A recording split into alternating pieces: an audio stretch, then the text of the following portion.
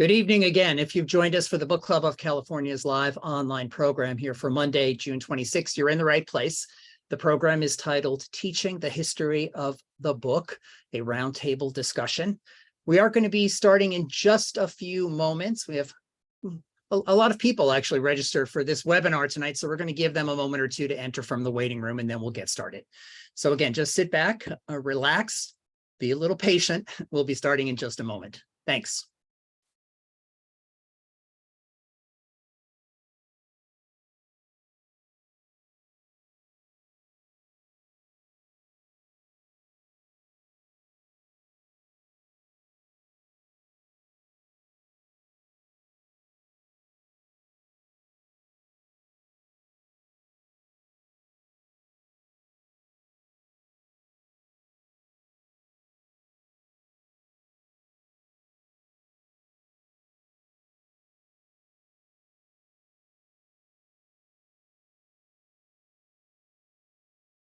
Hey, it's a few minutes past the top of the hour, and we've got a lot of people here already. Others can join us while we're in progress, but we're going to get started. Good evening, everyone, and welcome to the Book Club of California's live online program titled Teaching the History of the Book, a roundtable discussion. My name is Kevin Kosick, and I'm the Executive Director of the Book Club of California, and it's my pleasure to welcome you tonight and host this webinar. Tonight, we actually have more than 175 people registered for this presentation. So for those of you who might be new to us, the Book Club of California is a nonprofit, member and donor-supported organization that is dedicated to preserving and promoting the history of the book and the book arts. Oftentimes, we do that with a focus on the history and the literature of California and the West.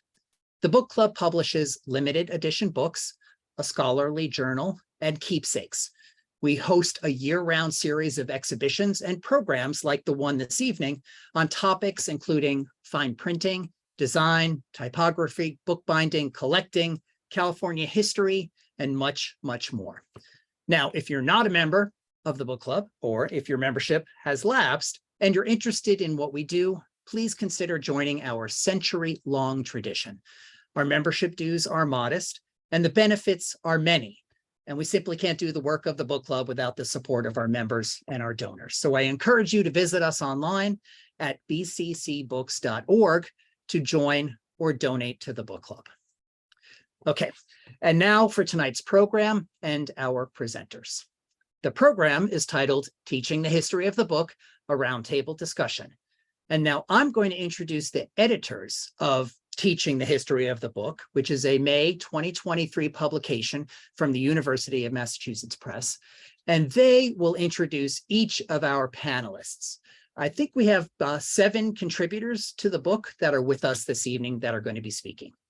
Now, if you have questions for any of our presenters, you can use the chat and the Q&A functions in Zoom. They should all be enabled now, but I'll check them right after we get started to make sure that you're able to leave your comments and questions, again, in the chat and the Q&A.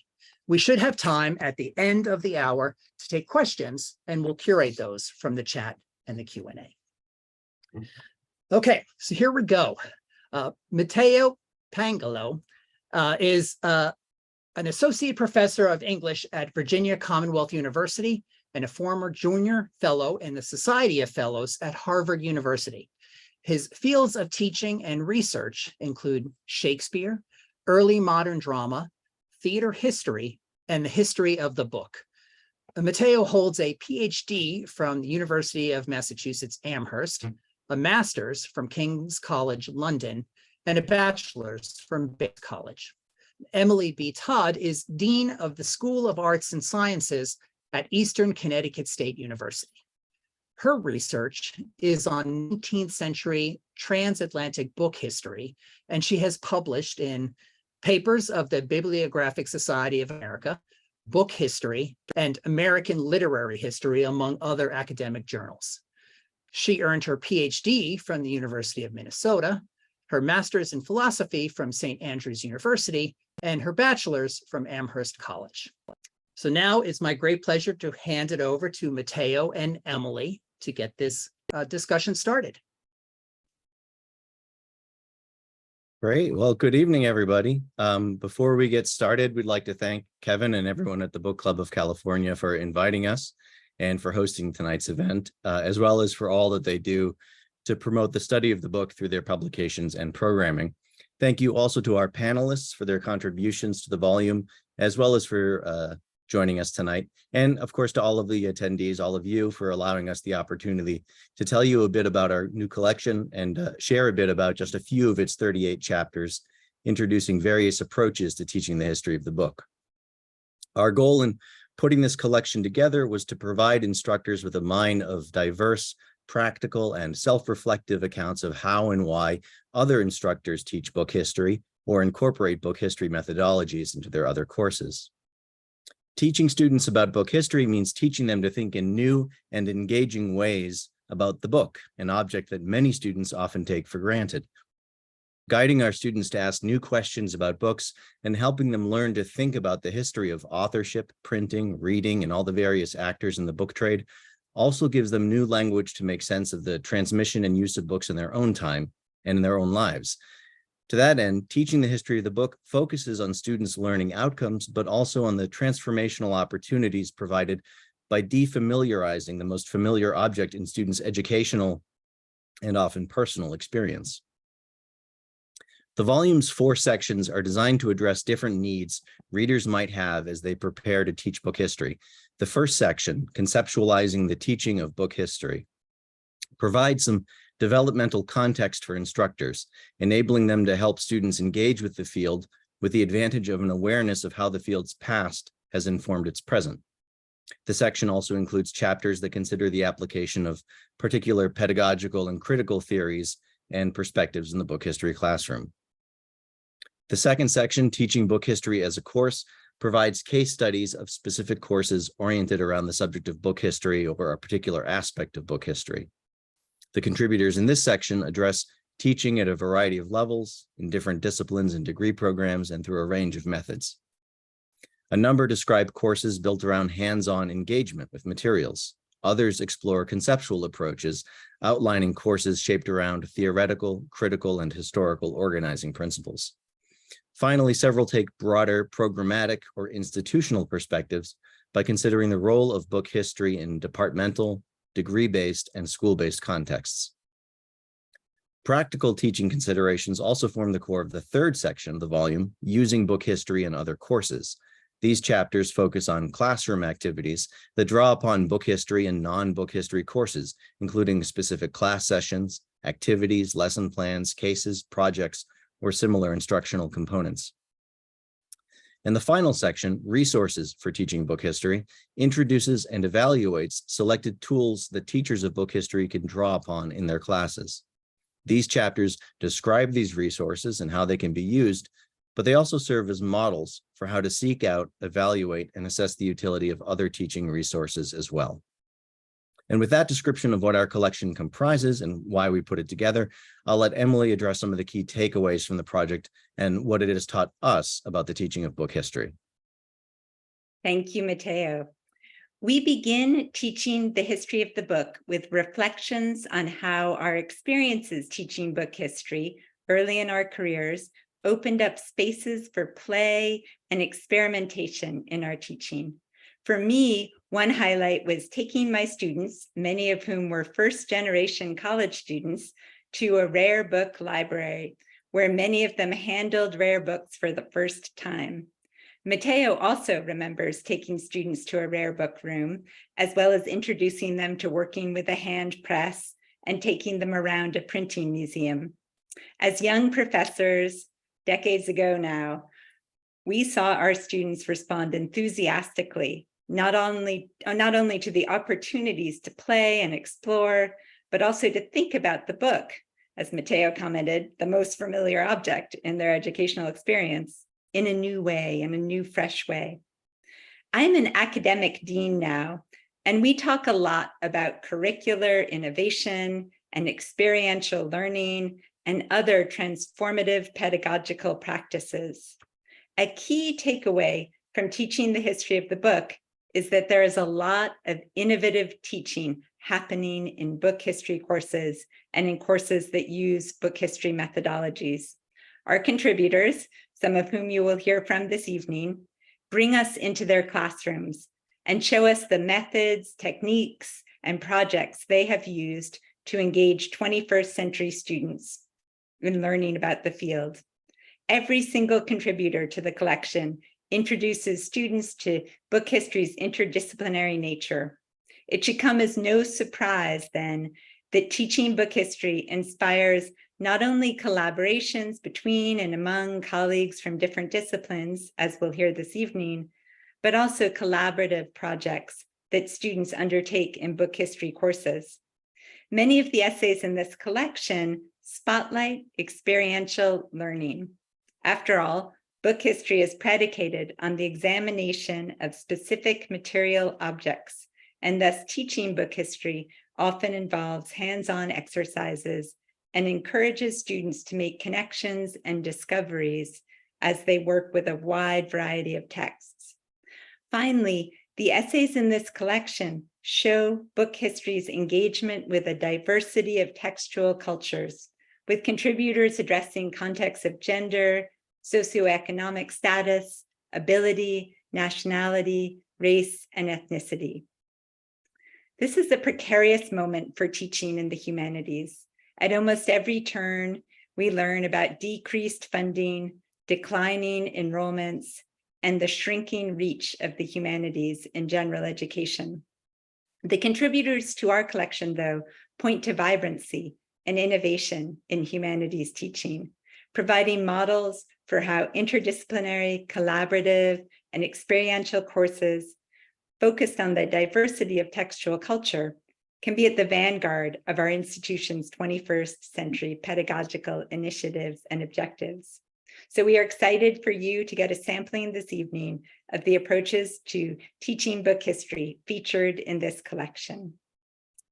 So I'm happy now to introduce our first contributor, Leslie Howsam, who is an Emerita Distinguished University Professor of History at the University of Windsor.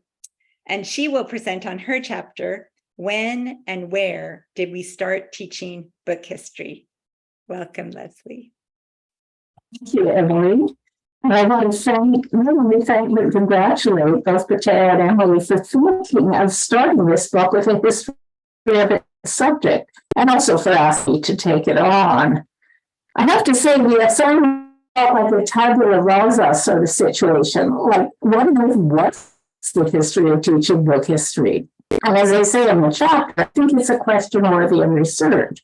In the chapter, I suggest a couple of ways of starting to go about it.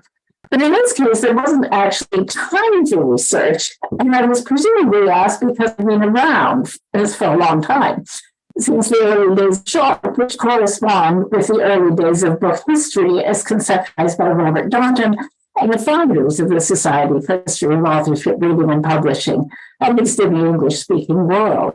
So we're talking about the 1980s, which is not very long from a historian's perspective, but quite close to the birth dates of some of the contributors to this volume, not to mention their students. The people who gathered in those early and heavy days tend to be self-taught. If we were lucky, we had a mentor who knew something about bibliography or publishers' archives or literacy or women's authorship or whatever. If we were not so lucky, we started out reading Dana Mackenzie and Darjan and Jerome again and began to apply their ideas to our own research. A few of us, but not me, got to go to Rare Book School to learn some practical skills that weren't taught at our own universities. And since it was alive, between the beginnings of history as a research interdiscipline, it's not a discipline, don't get me started on that, a lag between those research beginnings and the first classroom encounters with the subject, which came a bit later. In my chapter, I tried to look way back before the 1980s because obviously there was a huge store of bibliographical and other kinds of research knowledge, and obviously it had passed from teacher to pupil somehow. What I suggest is that the means of education was apprenticeship. In the workshop where the role of water and full was strictly practical, in the special collections library where apprenticeship was a matter of distinguishing one early printed book from another, and in the antiquarian bookshop where collector customers wanted the first edition and not a mere reprint, and the staff had to learn which was which. So apprenticeship, in the sense of people learning their trade from others who had in turn acquired the skills because they needed them to earn a living. And that goes back at least to early modern Europe. After and alongside that task-oriented apprenticeship in the first half of the 20th century, there was a more academic place of training, which was the English literature seminar rooms of certain universities, where the study of Shakespeare implied the study of how his works were printed. I say certain universities because this level of training works best when there's not only a rich collection of early printed books, but also a working bibliographic press for students to learn with. And I say all that with a certain amount of chagrin because my own university didn't have such resources. And yet I still wanted to share book history with my students. So, like most of the contributors to this volume, I figured out a curriculum and drew on the internet for resources and on library colleagues who had some interesting old books, even if not a first folio. We've all done that, and we've all done not too badly at working out ways to teach without being at Oxford or Princeton or the University of Toronto. And now book history has reached the stage with this new book, where the pedagogy of the subject has become important in its own right. So what I say in the chapter is still mostly speculative, but I hope provocative. I look forward in a sense to being proved wrong. I hope this chapter will be cited for a while. But I expect it will be as a prelude to studies of book history and pedagogy that are demonstrating that it happened in a somewhat different way than I imagined in my quick introduction to the subject. So thank you. That's what I have to say, and I look forward to your questions.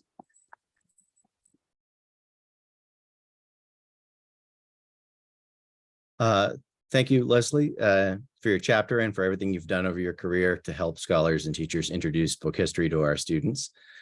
So our next presenter is Jonathan Senshin, who is associate professor at the University of Wisconsin-Madison, where he also serves as director of the Center for the History of Print and Digital Culture.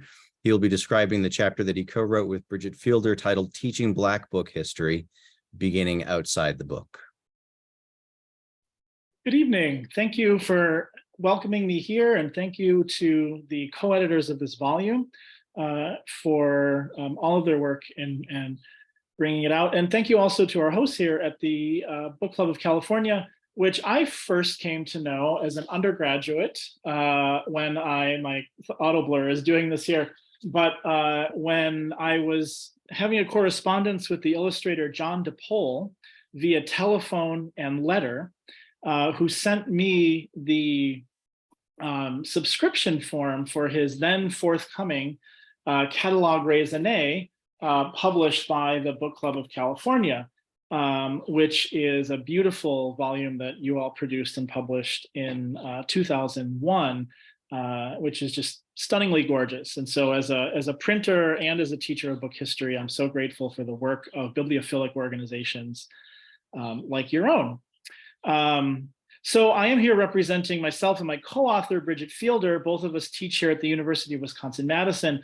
I teach book history and print culture largely to undergraduates and graduate students who are studying to be librarians and archivists, and Professor Fielder teaches African-American literature, primarily of the 18th and 19th centuries.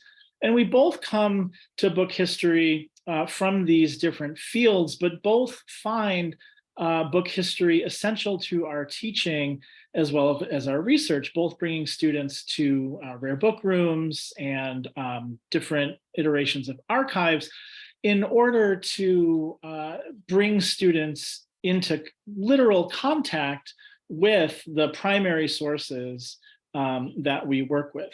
And in conversation about teaching various elements of African-American writing and African-American expression in the 18th and 19th centuries, one of the conversations that we came to have over the years, echoing others in our fields, were in both book history and African-American literature, is the problem with the term book. It is such a capacious and grand and for many of us familiar term and object, But when we get down to the details of our research and our teaching, sometimes we find that the term book obscures more than it illuminates. And so the first sentence of our contribution to this collection is, books are the charismatic megafauna of material text studies. They are familiar, durable, and often attractive objects that readily grab hold of our interest and attention. This idea of the charismatic megafauna comes from ecology, and it's a term that scientists use to describe the way that we become fascinated with large and beautiful animals, right? So the example and what we ignore when we focus our attention exclusively on the large and beautiful animals. So the example that is often given here is, if you'll remember from the 80s and 90s, save the whales, right? They became the sort of beautiful, large animals that capture our hearts and our sympathies. But we ignore the larger ecosystem for plankton or krill, for example, the sometimes invisible or difficult to see fauna or animals, then the ecosystem out of which whales or in which whales swim and thrive and live collapses. And so we take this metaphor to encourage people to think about what is happening in the printscape outside of the book, especially in a field like African-American studies or book history that is focusing on Indigenous or African-American. Here in this chapter, we're talking about African-American literature, to think about primarily periodicals and pamphlets and other ephemera like billboards and things like that. So we also talk a lot about encouraging students here to think about what they are not seeing when we go to the rare book room. When we go and look at Phyllis Wheatley's 1773 Poems on Various Subjects, which survives in book form in boards, but what we don't see, which is the ephemera that she produced in newspapers or elegies published on broadsides that were distributed throughout Boston and largely don't survive. So we take this metaphor and we use it to encourage students to think about what is seen and what is not seen, and also to think about the surviving print resources like periodicals, which we do find in our collections, but which, if we focus on the term book exclusively, we may not bring readily to mind. So thank you for including me, and I'll be happy to talk more about this during the Q&A.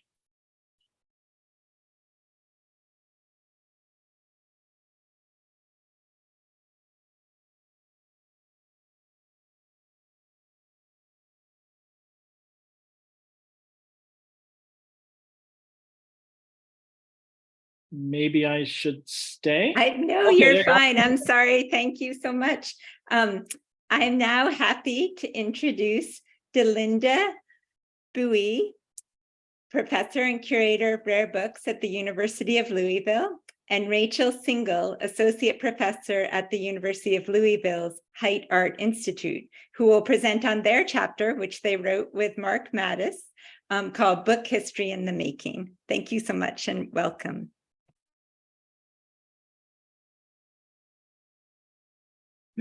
Thank you to our hosts, Emily, for that introduction, and to you all for being here. In the words of our fellow author, Mark, our chapter is about what is gained when book arts and book history invigorate one another. To summarize, we propose that since book history scholarship is bound up in books, students must investigate the everyday ordinariness of the book. The chapter develops this approach by describing a team-taught course involving a range of immersive experiences, including having students make their own books and conducting historical surveys of book formats and artist books held by our libraries at the University of Louisville. Next slide, yeah, thank you. We also described the coursework we gave ourselves, not unlike our students. As a printmaker and book artist, I worked on altering a book, seen here. Next slide. Yeah, next slide. Yeah, thank you. Based on this experience, to conclude, I would like to briefly tell you about a thing Mark and I did inspired by our work on the article, a kind of interdisciplinary collaboration. It involved me making a video and tutorial on how to alter and recycle books for Mark's English students. In turn, Mark visited my advanced printmaking class. He had the art students do some reading on books to inspire conversation about opinions for their semester collaborative book. A key takeaway here is the idea that the field of book history has something to offer artists, just as much as book arts has something to offer book history. And here's Delinda to continue our summary. Hi, everybody. When Mark Mattis approached me about joining him and Rachel in an interdisciplinary course on book history, he reminded me of Keith Smith's point, "My definition of a book grew until I realized there can be none. To define anything limits it to your past resolutions with no room to expand." Mark and I had taught together before, introducing students to American literature and the Enlightenment. But his ideas for this course encouraged me to expand beyond those course-specific texts and allow students to plumb our rare book collections, learn how to handle and care for the different formats, and experience, especially when the books themselves were in unfamiliar languages or formats or scripts, the pure materiality of the objects before them. Matteo and Emily wrote in their introduction that contributors to this volume belong to a generation whose interest in book history took shape alongside the advance of digital culture. I actually typed my first syllabus on an IBM Selectric in the early 1980s. And back then I delighted in sharing with students the structures, design, and history of beautiful, always Western books. We're going to go through these really quickly. We have lots of classic, often pivotal books, but this course allowed me to share leaf books, an Ethiopian codex, rolls in Ge'ez and Persian, a text in the nearly extinct pictographics of Dongba. These different formats give students points of reference before they learn the standard language of descriptive bibliography. Mark, through Rachel, also introduced students to artist books and altered books. My previous experience with altered books had been a therapeutic exercise with clients of a women's shelter. But now we are salvaging incomplete and beyond repair books from the 18th through the 20th centuries for students to mine specimens and learn techniques. For decades, I've been touched as students experience rare or unusual books. For the first time, they marvel at the creativity and ingenuity of people of the past or of other cultures to make beautiful and useful things. Thanks to Mark and Rachel, through this course, our students find their definition of a book, to recall Keith Smith, becomes unlimited, and they realize that they might share in that expansive legacy too. Thank you all.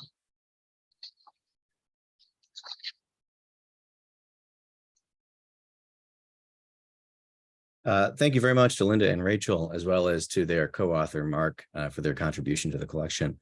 Our next presenter is Molly Hand, who's an associate lecturer at Florida State University. Her chapter in the collection is titled Teaching the History of Illustrated Texts, Broadside Ballads as Early Modern Memes.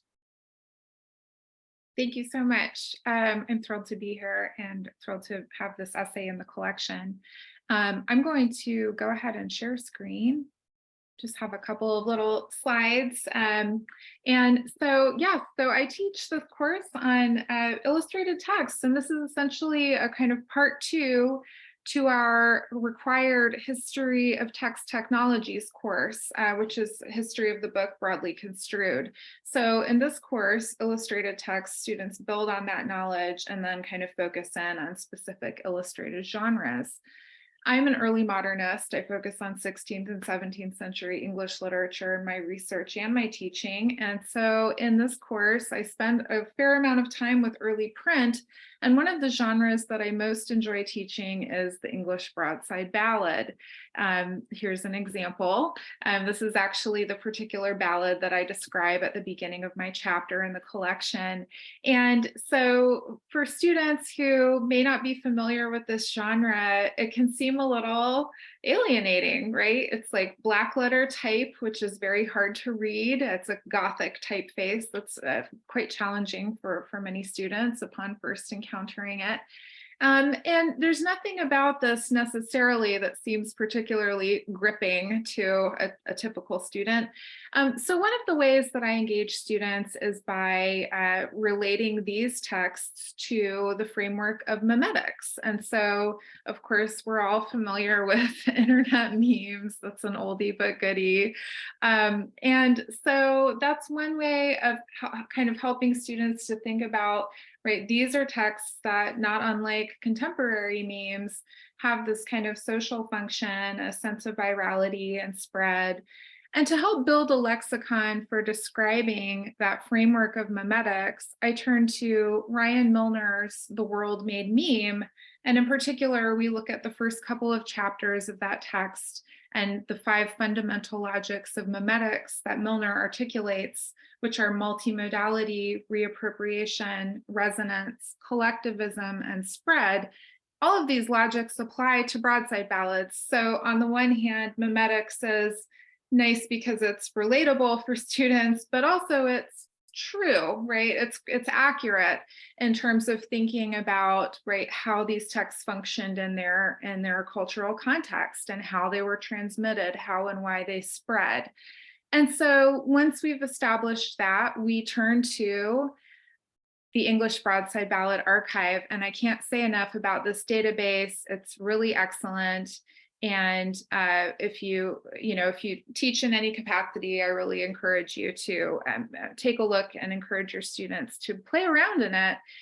So I encourage students to do a little bit of searching. And in particular, we want to look at woodcuts, right? So we're thinking about how particularly the illustrations that accompany broadside ballads function memetically, right? They become kind of the familiar faces or the stock image macros, so to speak, that move from one text to another. They become the static image where the text varies from one context to another. So we can look at this very conventional broadside ballad, exhibits all of the visual conventions. We can go to woodcuts. And we can see, okay, here's an image that appears in some different contexts. So where else does it appear? Okay, and so this actually looks like a different edition or a different copy of the same ballad, which sometimes happens. Just as frequently, or perhaps more frequently, we see that images move to an entirely different context. Entirely different text, different topic, right? One might be about a love affair, one might be about a murder, same illustration. So what does that do? So this is a way of really generating exciting conversations, deep research. Many students go on to do their final research projects around broadside ballads based on our classroom activities and discussions. And so that's what my chapter is focused on. I do use that memetic framework to think about other texts as well, emblems and fables. I use it in other courses as well. And so there's a lot of, if you look to my chapter, it's quite specific, but I think there's a lot of applicability to other contexts, other teaching contexts. And so I hope it's helpful, and I welcome your questions and comments. Thank you so much. Thank you so much, Molly. I'm now happy to introduce our final speakers, Alex Mueller, who's Associate Professor of English at University of Massachusetts, Boston, and Cheryl Nixon, who is the new president at Berea College, and they will present on their chapter, Teaching Book History Through Public Exhibition. Welcome and thank you. Great, thank you. And I'll start off. I'm Cheryl Nixon, and I believe that Alex will be helping to scroll through our presentation. And it looks like we might just need to get scrolled to the right start. Perfect. Thank you, Alex. So Alex and I both worked together at UMass Boston and landed on the idea of having our students do public exhibitions to create rare book exhibits as a way to show off their work with the rare book. And it took us some time to land on the right modeling to do this, to be able to get students to do hands-on work and then very quickly translate that into a public exhibition. But we were able to do that, and the students were incredibly proud and excited of that work. And we can go to the next slide, Alex. So we did this work at the Boston Public Library, which is on the left of the image. And then Alex did the amazing work of bringing it over to Bologna. And you can see just by working in these beautiful, gorgeous, top-rate libraries, our students were inspired. And our students were inspired to feel that they themselves were almost owners of this long tradition of book history, and really were proud to take their place in showing off the riches of these exciting spaces. So we could go to the next slide. So my students worked on 2 different exhibitions over a couple of different, did them in a couple of different years. My area of expertise is the early 18th century novel, and our first exhibit was Crooks, Rogues, and Maids Less Than Virtuous. That was the students coming up with a theme. And you can see they emphasized crooks, crime, and rogues, and they emphasized maids less than virtuous, prostitution. So you can see they found some really exciting themes in the rare books we examined. We can go to the next slide. We also emphasized in a separate exhibit, Daniel Defoe and the invention of the novel, in an exhibit called Imaginative World as Daniel Defoe. We can go to the next slide. What we discovered by having students themselves create their own exhibition is that allowed them to really engage in this process of curiosity and discovery. It allowed them to really come to grips with the idea of the literary imagination, that they had to work with materials they had never seen before, primary sources that were almost perplexing, and make sense out of them. One of the things we also really enjoyed discovering is that students' typical research process was reversed. Today, students often come up with keywords and type them into their computer database to find their research materials. So in a way, they've come up with the themes before they've even found the books. While working with rare books, they often have to work with the raw material, discover the themes through the raw material, and then land on the keywords after they've really gotten to know the books themselves. So students enjoyed that reversal of process. Creating a rare books exhibit was very collaborative, and it also was very public. Students immediately saw that their research had to make sense to the broader public. And we could go to the next slide. This is just an example of some of the books my students looked at. On the left-hand side, a book called The Consolidator. But if you read down a little bit further, it talks about this being translated from the lunar language and being a sundry set of transactions from the world and the moon. So my students were fantastically surprised to see early books, this is from 1705, pretending that they were written in a lunar language and pretending it was about a visit to the moon, and it triggered all sorts of interesting questions on their part. And then on the other side, you can see a history of the pirates, and students got very fascinated by the fact that there's 2 women, Mary Read and Anne Bonny, their names are very highlighted, that there were women pirates. So you can see again, that curiosity, that discovery was triggered by the books themselves. So from this raw material, students started to create themes and materials that they then put on exhibit. And we can just go to the next slide. They had to create case labels. So here's the one about pirates, the world of plundering pirates. They also had to go to the next slide.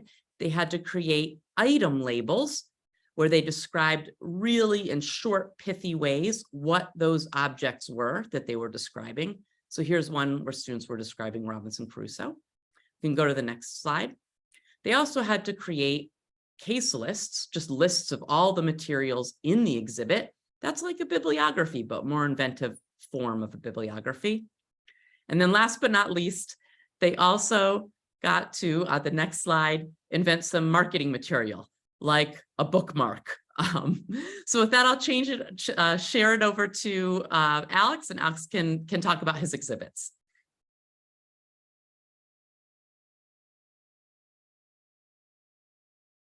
Thanks so much, Cheryl. So yes, quickly building upon Cheryl's approach, I developed some local course and study abroad experience in two archives, the BPL and the Biblioteca Universitaria di Bologna. I'll call it the BUB. In both courses, students receive training in descriptive bibliography with the goal of curating rare book exhibitions, one physically installed at the BPL and the other digitized on a blog. Throughout these experiences, students shared their research within blogs, Facebook group chats, and Twitter feeds. My BPL course examined the literary, cultural, and material life of written correspondence from the verse epistle to the trending tweet. And as part of their final project, the students selected and described letters and rare books for the public exhibit that went on display in the BPL Special Collections Library. The following summer, I offered a similar course at the University of Bologna.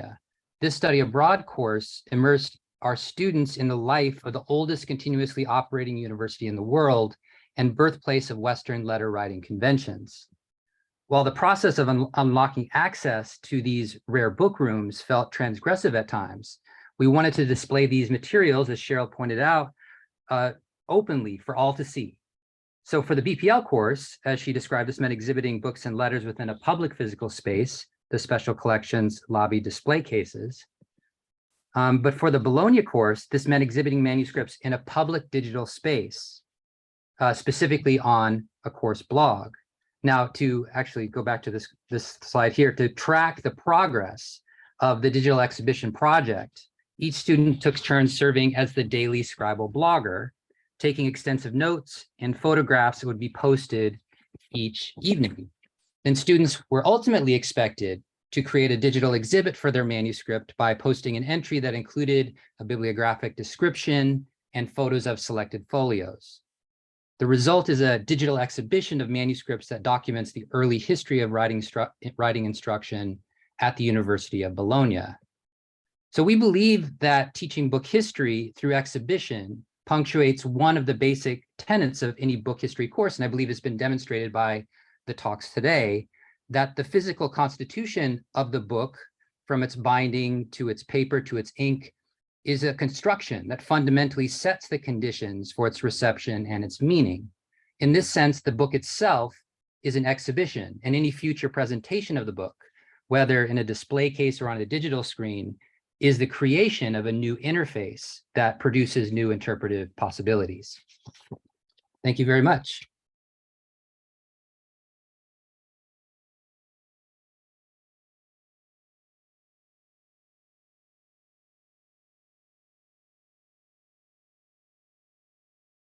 Thank you so much. And now I'll hand it back over to Kevin. Hello, and I'm back. And if all of our presenters want to start your video again, you can all appear on the screen. We are going to have some time for some questions from the attendees. So if you haven't had a chance to put something in the chat or the Q&A, now would be a great time to do that. I'm also going to put in the chat some information about the book. It should be there already, but it might have scrolled past you. So I'm going to copy it and paste it back in there. If you're interested in adding Teaching the History of the Book to your collection, we have a great special offer that you can take advantage of. It's a 40% discount. If you go to the publisher's website, the link is in the chat, and you can click on that and use that promo code there at the end to get 40% off the book. So we hope that we've whet your appetite for looking at the entire book. We've shared the table of contents with you, and now we've given you a chance to buy the book. So let's get to some questions. I think some of our presenters have prepared or have some questions for other presenters, and maybe we should start with one or two of those. Who would like to ask one of the other presenters a question?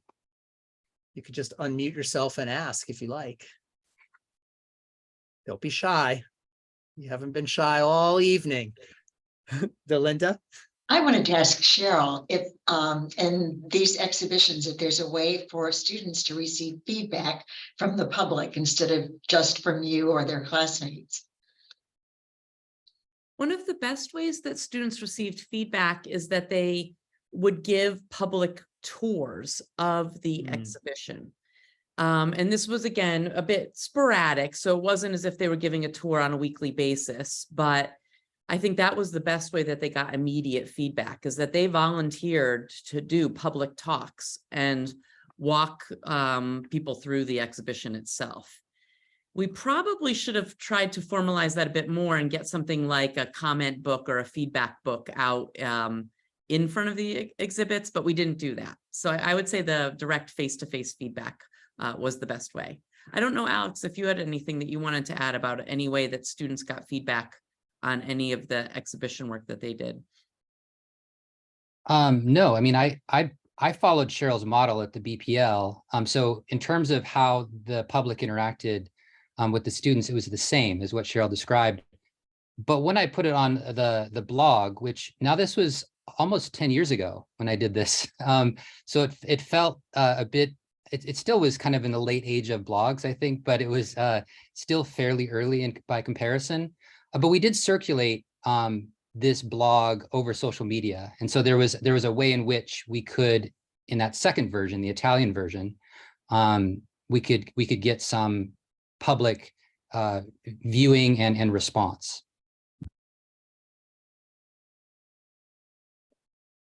That's great. Other questions? We'll take one more presenter, two presenter questions, because I see some other questions that are appearing in the Q&A. And if you'd like to go take a peek in the Q&A and the chat yourself, you can, but I'll call up the next question from there.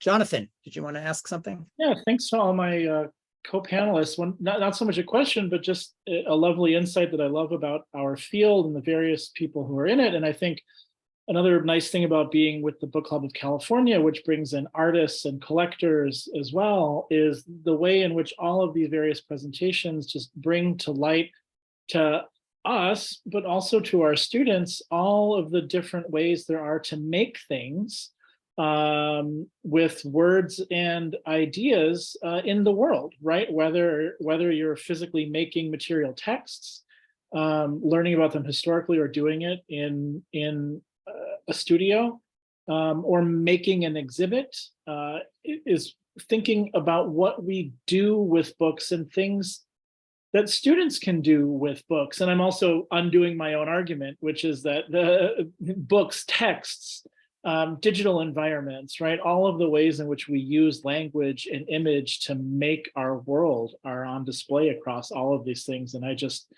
love that. And I also would probably love the way that our audience does it in their various bibliophilic pursuits as well. So thank you to everybody. If I could just jump onto that, one thing that strikes me in particular about the group that we have here this evening, but also throughout the volume, there is this common thread I've noticed of, when you teach book history to students, particularly students who are new to the subject. I have a lot of first-gen students at my university. When they hear this subject or they think about this subject, they assume, okay, we're going to be working with, leather bound, very expensive, put on the white gloves, please don't put on the white gloves, that kind of thing. And to help sort of disabuse them of that notion and see that the subject of book history or book studies, if you will, teaches them things that are applicable. We have a chapter that's about Harry Potter, right? Like it's applicable no matter what kind of text you're talking about, right? If you're talking about ephemera, if you're talking about a modern book, if you're talking about an old book. So, looking across all these different forms and all these different media and seeing the applicability of the subject is, for what I've noticed over the years of teaching this, that's what really gets students excited about the subject. Is realizing that it has so much potential. Great. We have a question for Rachel. I'm going to put you on the spot. I don't know if you saw the Q&A, but there's a question in there that says, can you give an example of how the book history presentation influenced the project in your class? or a sample of how the collaborative book project turned out? Oh, well, Mark's presentation to my students was very, very influential. I mean, he had them read Keith Smith's book, and the students really responded by, really trying to, I guess, bring out, the most in terms of just what is a book, and this is a big question, really. And they really dived into recycling books, actually. And you saw the pictures of, my tutorial, and in the chapter we discussed, at least, Mark describes my ethical quandary of how can you, what books do you, recycle? And my students had similar questions. And so, yeah, this collaboration really brought up just a lot of great. One of the things I love about being a teacher is, you get to learn from your students, and it just brought a lot of books into our classroom that we had to ask. How are we going to remake these books to bring them into the world in a new way that is going to to breathe new life into them. And I did one about country music, and my students did ones about many others, but it was a wonderful journey to watch students come up with these questions. And our collaborative book, I love, it's sorry, that's a big question, but yeah, the students really benefited from this more than you could possibly imagine. And I'm excited to continue this. I've been collecting a lot of used books now so that the students can continue this journey. And I could talk more, but I'm gonna stop. But please, feel free to reach out, to me. My email is Rachel, rachel.singel@louisville.edu if you have further questions, because this is a big topic, and I'm glad we have a book about it now, because it deserves so much light and attention. And so thank you to everybody here for making that happen, and thank you for that question. That's really wonderful. So thank you. Yeah, there's another great question that can go to, I guess, anybody. So Rachel, you can take a breath here. You don't have to feel like you have to answer this one. And it's about artist books. I'm gonna read it. I don't know if you saw it in the Q&A. Are any of you working toward ways that artists' books can be used for research?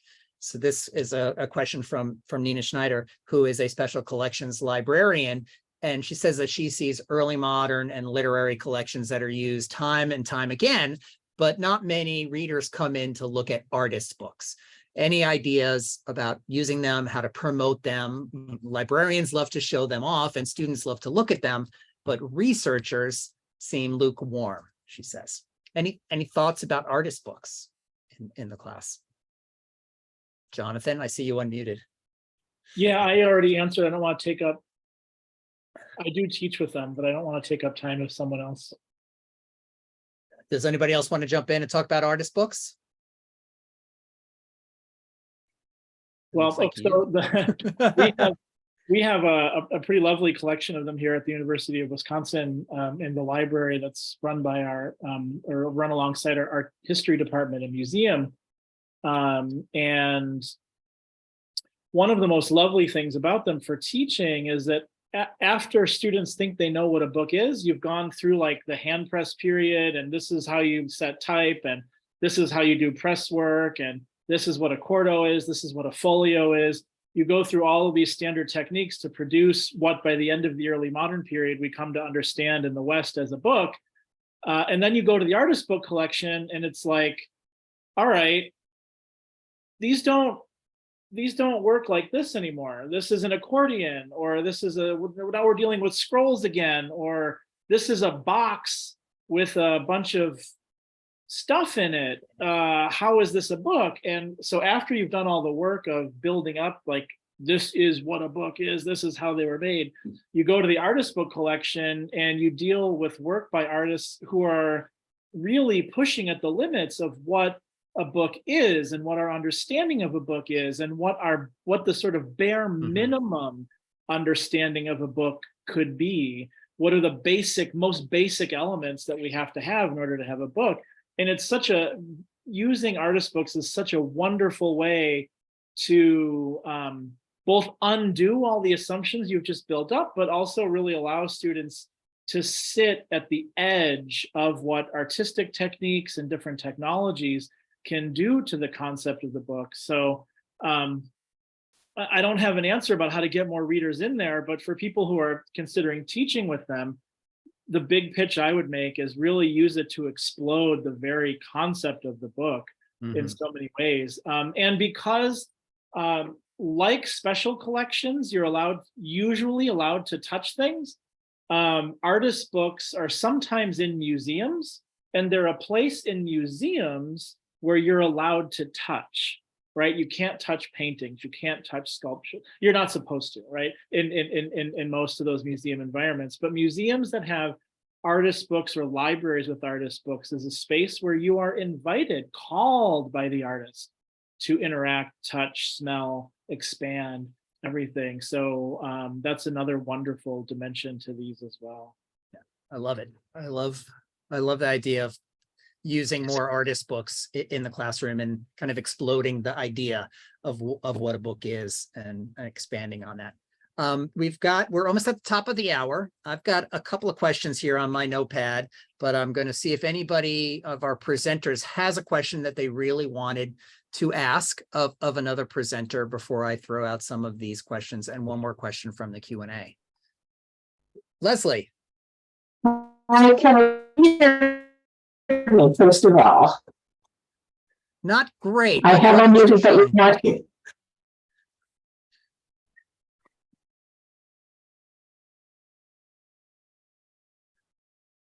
Oh, you're muted again. Okay, you're going to pass? Okay. Does anybody else have a question that they want to ask? Great. So I'll ask the one other question that's in the Q&A for those of you who talked about working with your students on creating exhibitions. And the question is, what have you learned from your students about their work in creating exhibitions? And how has any of that changed your own work? So I'm guessing that's Alex and Cheryl, our exhibition pros. Don't fight now. Cheryl, do you want to go? You can start off if you want to. Okay. I mean, there's so much. I don't know where to begin, but I will say, okay, what I'll choose is this. So in my Bologna course, most of the manuscripts we were dealing with were in Latin and Italian. And I'm an English professor, and this class was an English course. And so this was immediately, of course, an obstacle for students. And also, in addition to this, you're dealing with this notarial Bolognese script that would be difficult even for a fluent Latin reader. So, but what became really clear to me is that even though students did struggle with this, they were fascinated by the presentation of the text, the mise en page, like the commentary, the connections to the illuminations, the scribbles here and there in the books, the wormholes, every little material bit of it, they became fascinated by. And so the materiality of the text really kind of came to the forefront for them in ways that, our printed texts in the classroom often don't, right? So I think that I am now in my own teaching, when I'm teaching, just like a Norton edition of something, a critical edition of Sir Gawain and the Green Knight, I have students think about how, that particular material construction of this text shapes the meaning in the same way that, these students in that exhibition course were carefully thinking about the materiality of the book as a way to kind of access some kind of meaning even with the text they couldn't read. And I would just add in, probably from my perspective, it's a little bit of an idea that was touched on by Molly and Jonathan, which is when we're teaching in a regular classroom, we're often not looking at the less well-known, but very popular, very influential common text, the forms of text that are out there, whether they be ballads or pamphlets or newspapers or journals. Just the excessive nature of that type of material that surrounded the early reader. We often don't get to show that off in the classroom because it's not reproduced. It's not that sort of same idea as studying the novel where you're reading one key text.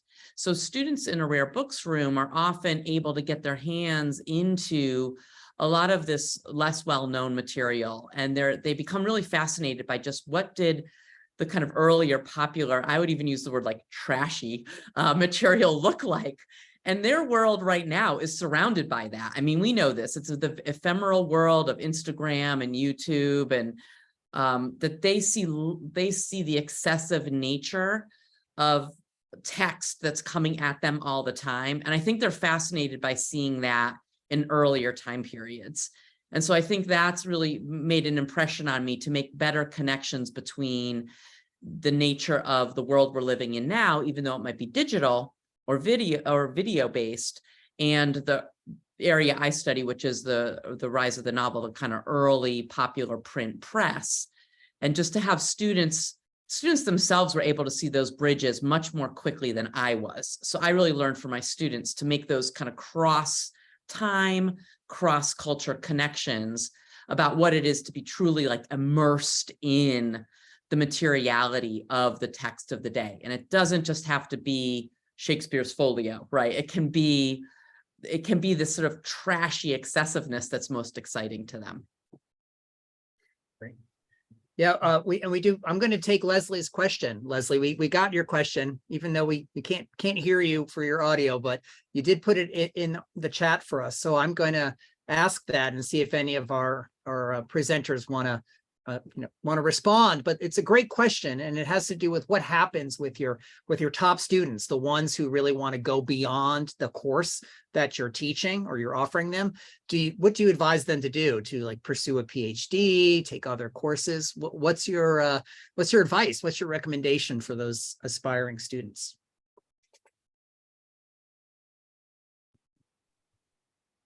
Inquiring minds want to know. Go ahead, Delinda. They come do unpaid internships with us. So we develop topics that they want to really delve into and work closely with them one-on-one. So we've gotten some really helpful work from those students. And then, then they do usually go on to PhD programs. Mm-hmm. Great. Anyone else want to add to that? What your kind of approach is to working with those students? One of the things that I really love about teaching in what is now called an information school, but in the past would have been called a library school, is that a lot of my students are, of course, many of them in this context are master's students, and they're at a point in their lives where they're usually post some kind of bachelor's degree in either humanities or social sciences. Usually the humanities, if they're coming to work with me and take a book history course, is that they're looking for places to do sort of humanities in action in the world, right? They've thought about a PhD in English or history, but haven't pursued that, or maybe have done one and are seeking libraries and archives and museums as a place to do this work. And the really lovely thing about this is that they take their time studying material texts and then go out in the world and work in various kinds of museum settings. Work as one of my students is a teen librarian who does bookmaking, both poetry writing and bookmaking projects with students. And so the sort of academic study of books that I do, the teaching and research, and that most of us here do as well, is when you come at this world through this discipline is only one avenue, right? I don't know what happened to them, but I had a pair of business students several years ago as undergraduates, and they were just there to get their writing credit, right? Admittedly. And the thing that they became fascinated in after studying in the rare book room was that there's a market in books. And they became really engaged with the idea that you could make money sort of speculating on where this market was going to go. And so, I think that there's no one path, and that this kind of teaching can make visible so many ways of doing things with books in the world, whether you're, making cartoneras out of cardboard boxes with teenagers at a public library, or whether you're thinking about, speculation in the market, or insurance in the market, and ways in which you could have quite lucrative careers in a lot of different registers. I'll just say also in response to Leslie's question, a lot of our students, we have a lot of creative writing students, a very active MFA program, but no terminal PhD. So a lot of my graduate students in book history courses are writers, or people who want to be writers, and the direction they usually go into is publishing. And it's a direction that I feel fine sending them in, because there are, I think, ethical constraints on advising students into humanities PhDs right now, just given the nature of the market. It's not that I would ever tell a student not to do it, but, like Jonathan was saying, I think there are a lot of other career opportunities that really excellent students can thrive in with a book history background. That's I don't want to end on a downer here, but career opportunities. Because I wanted to ask the question, what some of you saw as kind of the biggest challenges or barriers or obstacles in teaching the history of the book. So setting aside the career opportunities as the future, past teaching the history of the book, what are some of your biggest challenges in working with your students and teaching the history of the book? I'll just say, and I don't want to take time away from others, but that's a question that I've really been spending a lot of time thinking about. It actually was one of kind of the big questions I was interested in posing to the group, a question about access and accessibility. And I think this is a question that's taken up by at least some of the chapters in the book, which is excellent. And I need to actually make time to read the book in its entirety and get to those chapters. But I will say, in terms of access, right? On the one hand, there are plenty of and increasingly more open access databases, which is great. But there are still many paywalled resources. Not everyone has an excellent rare books room at their institutional library. Not everyone has institutional access, right? Researchers or people who are teaching K-12, what have you, right? Not everyone has that. And then accessibility, and I know that I believe it's Claire Mullaney's chapter in the book does focus on teaching history of the book and thinking about disability and accommodations and accessibility. But those to me are kind of two interesting related questions that I think about as challenges. I don't necessarily have good solutions, but I just wanted to sort of echo Kevin's question there and say that certainly is something that's really heavy on my mind lately. Yeah, great. Anyone else want to add anything in there about some obstacles, challenges? Well, before I wrap up, I'll see if Matteo and Emily want to add any closing comments you might want to add before I put a big close on this webinar. No? Really just thank you. It's been really wonderful to hear these different presenters. I'm inspired all over again by their work, and we're grateful to all of you for coming. Thank you. Yeah, and I just put up in the chat one last time in case you're still there and you don't want to scroll back and find that link to buy the book. It's just in one of the last ones in the chat there.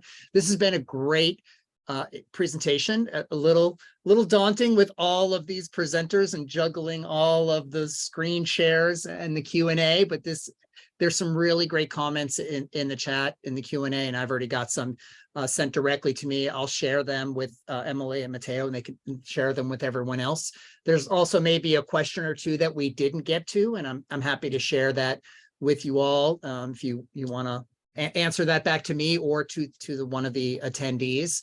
And I'm also going to share the recording with all of you, and you can do what you like with the recording of this webinar. We'll be sharing it with book club members on our YouTube channel, and then on our kind of our member portal for them to look at later.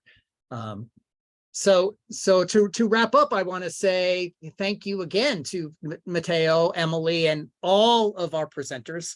If I named you all, we'll be here for another 10 minutes. But thank you all for being part of this terrific conversation. And thank you everyone out there for attending this Book Club of California program. It's been great having you. I hope you'll join us for our next program. It's titled 50 Years in the Making, a reprise by John A. Lehner of the 1970 Decorative Designers Exhibition. That'll be Monday, July 10th at 6 p.m. That's both a live in-person program that will be Zoomed, so you don't have to be here in San Francisco to attend that. It is the exhibition opening with remarks by John Lehner, who is a book collector and a retired aerospace engineer, and a long time book club member who has kind of put together this collection of bindings from decorative designers. So it's going to be fascinating. That exhibition will be on view July 10th through October 23rd. So if you're not here and available on July 10th, you can come anytime through the middle of October. You can register for the Zoom event or to attend in person at bccbooks.org/programs, or using the link in any of the programs emails that you may be receiving from the Book Club of California. And you could, of course, email me. I'm kevin@bccbooks.org. If you'd like to come to anything we have here, I'll put you on the list. Thanks, everyone, for joining us. It's great having you all. I hope you have a wonderful evening. Be well and take care of yourself. Thank you.